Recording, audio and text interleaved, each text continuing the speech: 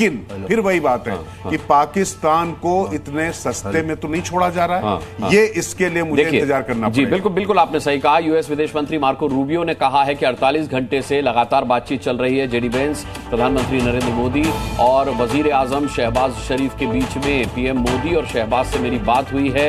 ये Marco Rubio का x पर पोस्ट है और उन्होंने कहा है दोनों देश सीज फायर पर राजी हैं। मार्को रूबियो ने कहा है कि दोनों देशों ने सहमति जताई है सीज फायर के लिए। अमेरिकी विदेश मंत्री ने इसकी पुष्टि की है। इससे पहले अमेरिका के राष्ट्रपति ने एक समअप एक्स पर पोस्ट लिखा है जिसमें उन्होंने कहा है कि लंबी रातों की बातचीत और मीडिएशन के बाद दोनों ही देशों को इस बात के लिए राजी किया गया है कि full and final cease fire के लिए दोनों देश यानी कि भारत और पाकिस्तान राजी हो गए हैं। नीरज पांडे, जाहिर सी बात है राजकिशोर जी का आकलन बिल्कुल सही है कि भारत ने इसी बातचीत के नतीजे के तौर पर यह फैसला लिया है कि ठीक है, हम पाकिस्तान अगर घुटनों पर है तो सीज फायर के लिए राजी है। सीज फायर हम हमेशा कभी वायलेशन करते भी नहीं है, लेकिन ठीक है हम राजी हैं। लेकिन अगर अब की बार किसी भी तरह का एक्ट ऑफ टेररिज्म होता है तो उसे एक्ट ऑफ वॉर माना जाएगा।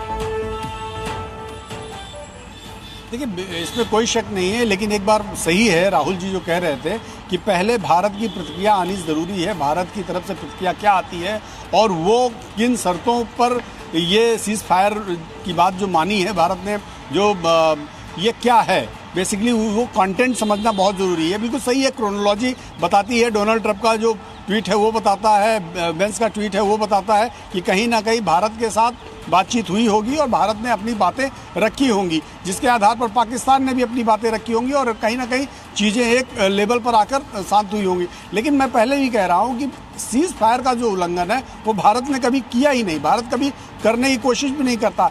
आतंक का जो सामना है वो भारत को ही झेलना पड़ता है।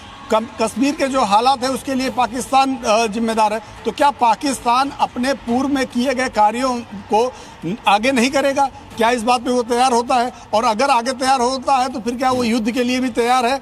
ये सारी चीज़ें क्लियर होनी ज़रूरी है और शायद इसीलिए भारत की सरकार की तरफ से ये मैसेज आया है कि आगे जब भी फ्यूचर में कोई भी आतंकी घटना हमारे यहाँ होगी तो हम उसे एक्ट ऑफ वॉर की तरह लेंगे, भारत के खिलाफ युद्ध की तरह लेंगे। तो ये जो चीज़ें हैं तो बिल्कुल निश्चित रूप में राजकिशोर जी जो कह रहे हैं मैं उससे बहुत हद तक सहमत हूँ कि ये क्रोनोलॉजी है कि कहीं ना कहीं दोनों देशों के राष्ट्राध्यक्षों से बातचीत हुई होगी, एक कंक्लूजन निकला होगा, भारत ने अपनी बात रखी होगी कि भाई चलो आज हम ठीक है, आज कोई वायलेशन नहीं करेंगे, हमने जो करना था वो कर दिया, उनसे बोलिए वो शांत हो जाएं।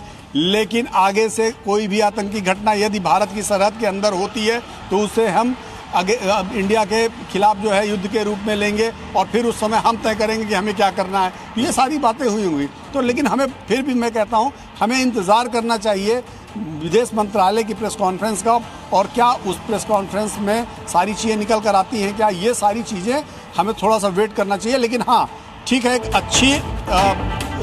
अच्छी दिशा में चीजें बढ़ रही हैं। पाकिस्तान के बीच सीज फायर का फैसले को लेकर के बड़ी खबर आ रही है। बड़ी खबर यह है कि पाक के डीजीएमओ ने भारत से संपर्क किया है।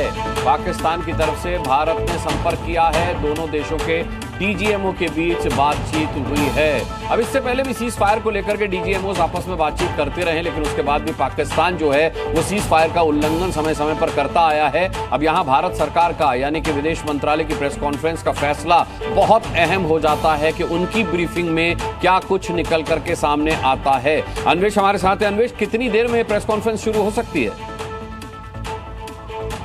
जी, अगले 7 से 10 मिनट के अंदर ये प्रेस कॉन्फ्रेंस शुरू होगी। एमईए के बिल्डिंग में ये प्रेस कॉन्फ्रेंस की जा रही है, जहां पे फॉरेन सेक्रेटरी के साथ साथ आर्मी और एयरफोर्स के रिप्रेजेंटेटिव होंगे और हो सकता है कि इस प्रेस कॉन्फ्रेंस में सारी डिटेल बताई जाए कि किस तरीके से ये पूरा ऑपरेशन सिंदूर किया गया, इसमें क्या क्या डिसीजंस लिए गए और किस तरीके से अब भारत का क्या रुख रहेगा। क्योंकि यूएस ने ऑलरेडी ट्वीट कर दिया, यूएस के अलग अलग अधिकारियों से लेके जेडी वांस का नाम यहाँ पे आया है, डोनाल्ड ट्रंप का नाम आया है, डोनाल्ड ट्रंप ने खुद ट्वीट भी किया है, ऐसा दिख रहा है।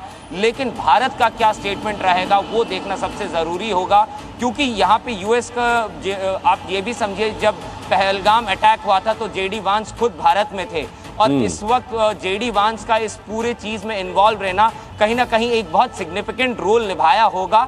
लेकिन भारत इस चीज़ को किस तरीके से लेता है, भारत का वर्जन क्या है, भारत इस चीज को किस तरीके से पाकिस्तान से बात करता है और पाकिस्तान को किस तरीके से इसको समझाया गया है कि क्या स्टेप, मतलब जब आप ये कहते हैं कि भारत के खिलाफ कोई भी एक्ट ऑफ वॉर होता, सॉरी माफ कीजिएगा, एक्ट ऑफ टेरर होता है तो इसको एक्ट ऑफ वॉर की तरह लिया जाएगा, यानी कि उसके बाद कोई आपको वार्निंग या कॉन्फ्लिक्ट नहीं होगा, वो सीधा वॉर होगा। तो इसलिए कई बड़े स्टेटमेंट यहां से निकल के आ रहे हैं, लेकिन यहां पे रीड बिटवीन द लाइंस करना होगा।